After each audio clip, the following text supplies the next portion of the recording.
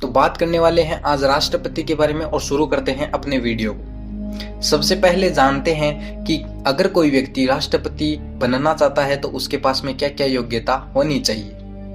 राष्ट्रपति की योग्यता की बात की जाए तो अनुच्छेद 58 में लिखा हुआ हमें मिलता है। और अनुच्छेद 58 में क्या क्या लिखा हुआ मिलता है? जो व्यक्ति भारत का नागरिक होगा, 35 वर्ष की आयु पूर्ण कर चुका हो और लोकसभा का सदस्य बनने की योग्यता रखता हो और किसी भी लाभ के पद पर ना हो, तो वह व्यक्ति राष्ट्रपति के चुनाव में खड़ा हो सकता है और क्या कर सकता है? चुनाव लड़ सकता है और राष्ट्रपति बन सकता है। क्या क्या योग्यताएं हैं? भारत का नागरिक हो, 35 वर्ष की आयु पूरी कर चुका हो, लोकसभा का सदस्य बनने की योग्यता रखता हो और किसी भी लाभ के पद पर ना हो। अब आपके दिमाग में सवाल आएगा कि भाई लाभ के पद पर ना हो, इसका मतलब क्या है? लाभ का पद क्या होता है? इसकी बात करें तो इसी अनुच्छेद में बताया गया है कि राष्ट्रपति, उपराष्ट्रपति, राज्यपाल, संघ और राज्य के जो भी मंत्री होंगे उन पदों को किस में शामिल नहीं किया जाएगा? लाभ के पद में शामिल नहीं किया जाएगा। और इनके अलावा अगर कोई पद होगा तो वह लाभ का पद माना जाएगा। अब बात करते हैं राष्ट्रपति के चुनाव के बारे में। तो अनुच्छेद 54 और 55 हमें जानकारी देता है राष्ट्रपति के चुनाव की प्रक्रिया के बारे में और निर्वाचक मंडल के बारे में। ठीक है, बात करते हैं नामांकन की प्रक्रिया। सामान्य जानकारी लेते हैं कि नामांकन की प्रक्रिया किस प्रकार से होती है। तो राष्ट्रपति अगर कोई पर्चा भरना चाहता है, राष्ट्रपति के पद के लिए चुनाव लड़ना चाहता है, तो उसे 50 प्रस्तावक और 50 अनुमोदक की जरूरत पड़ती है। ये जो 50 प्रस्तावक और 50 अनुमोदक जो होते हैं वो कहां से होते हैं? निर्वाचक मंडल के सदस्यों में से शामिल होते हैं। ठीक है, निर्वाचक मंडल के सदस्यों में से होते हैं जो कि 50 प्रस्तावक और 50 अनुमोदक होंगे। ठीक है, और नामांकन की प्रक्रिया के लिए उसे 15,000 रुपए का एक चेक आरबीआई में जमा करवाना पड़ता है। ठीक है, तो नामांकन की प्रक्रिया में किन किन चीजों की जरूरत पड़ी? 50 प्रस्तावक, 50 अनुमोदक और 15,000 रुपए की राशि आरबीआई में जमा करवानी पड़ती है चेक के माध्यम से। तभी वह चुनाव का पर्चा भर पाएगा। और जब वह चुनाव लड़ता है और अगर नहीं जीत पाता है, टोटल जो वैध मत है, कुल जो वैध मत हैं उनका 1/6 वोट अगर उसे नहीं मिला है, मतलब कि 1/6 हिस्सा भी नहीं मिला है कुल वोटों का, तो उसे उसकी जो 15,000 रुपए राशि है उसको जब्त कर लिया जाएगा। और अगर उसे 1/6 वैध मतों का मिल चुका है, वैध मतों का 1/6 हिस्सा अगर उसे मिला है, तो उसकी 15,000 रुपए राशि उसको वापस दे दी जाती है।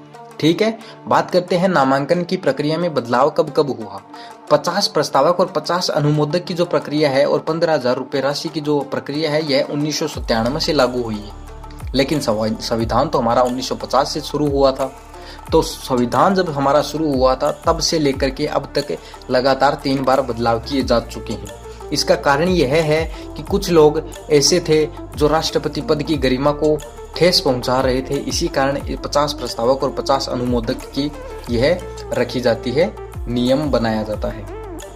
1974 में यही 10 प्रस्तावक और 10 अनुमोदक और 2500 रुपए अगर कोई व्यक्ति जमा करा देता था तो वह क्या कर सकता था? पर्चा भर सकता था। ठीक है, और 1992 के अंदर 20 प्रस्तावक 20 अनुमोदक किया गया। फिर 1997 में 50 प्रस्तावक 50 अनुमोदक और 15,000 रुपए की राशि जमा करवानी पड़ती है आरबीआई में। ये नियम लागू कर दिया।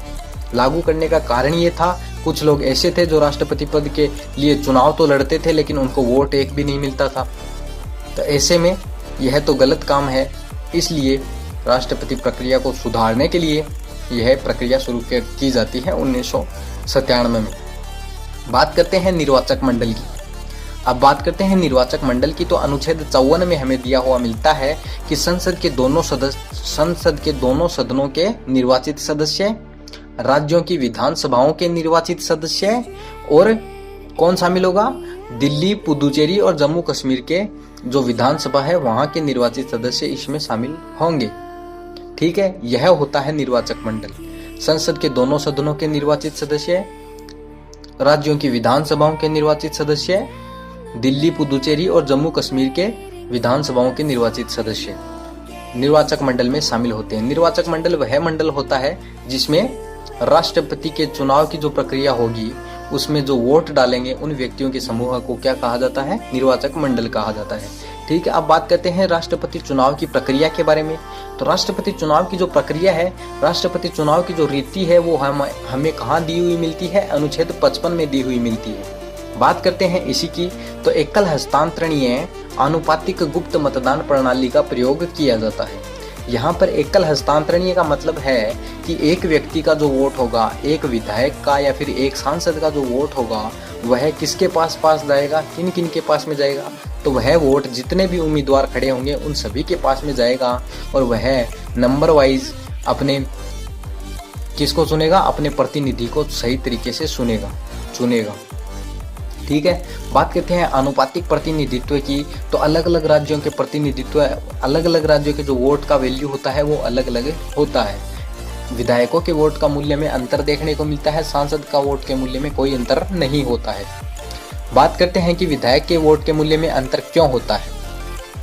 तो 1971 की जनगणना को ही आधार बनाया जाता है। इसके पीछे की कारण भी अपन जानते हैं। सबसे पहले बात करें विधायक के वोट का मूल्य अंतर क्यों होता है, क्योंकि अगर किसी राज्य की जनसंख्या ज़्यादा है तो वहाँ के वोट का मूल्य, वहाँ के विधायक के वोट का मूल्य थोड़ा ज़्यादा होगा, और अगर किसी राज्य की जनसंख्या कम है तो वहाँ के विधायक के वोट का मूल्य कम होगा। ठीक है, 1971 की जनगणना के आधार पर ही वोट का मूल्य निकाला जाता है। इसके पीछे कारण यह है कि वर्ष 2001 में इसको बदलाव करने की कोशिश की गई थी, लेकिन उत्तर भारत की जनसंख्या बहुत ज़्यादा थी और दक्षिण भारत की जनसंख्या बहुत कम थी। इस कारण जो दक्षिण भारत के विधायक थे उनके वोट का जो मूल्य था वो कम हो गया था, और अगर वोट के मूल्य कम हो जाएंगे तो राष्ट्रपति पद के चुनाव में उनके वोटों की क्या होगी? इज्जत भी थोड़ी कम होगी। ठीक है, और जो उत्तर भारत के जो विधायक थे उनके वोट का वैल्यू ज़्यादा था, तो अगर कोई राष्ट्रपति बनना भी चाहेगा तो सबसे पहले उत्तर भारत की ओर उसकी नज़र होगी। उत्तर भारत के क्यों? क्योंकि उत्तर भारत के वोट का वैल्यू ज़्यादा था। ठीक है, इसी कारण वर्ष 2001 में कोई भी बदलाव नहीं किया जाता है। 1971 की जनगणना को ही आधार बना लिया जाता है। क्यों बनाया जाता है? क्योंकि 1971 की जो जनगणना है उसमें उत्तर और दक्षिण भारत की जनसंख्या लगभग सेम थी, इसीलिए उसको आधार बनाया जाता है। बात करते हैं अब विधायक के वोट का मूल्य किस प्रकार से निकाला जाता है। एक विधायक के वोट के मूल्य किस प्रकार से निकाला जाता है? तो एक सूत्र लगाया जाता है, राज्य की कुल जनसंख्या।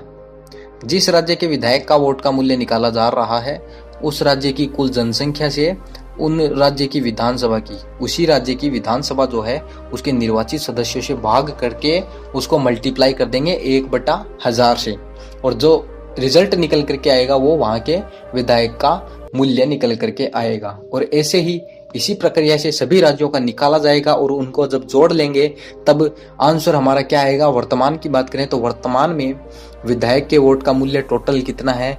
टोटल विधायक के वोट का मूल्य मिलता है 5,43,231। ठीक है, टोटल जितने भी है इंडिया के उनके सभी का जोड़ करके 5,43,231 उनके वोट का मूल्य निकलता है।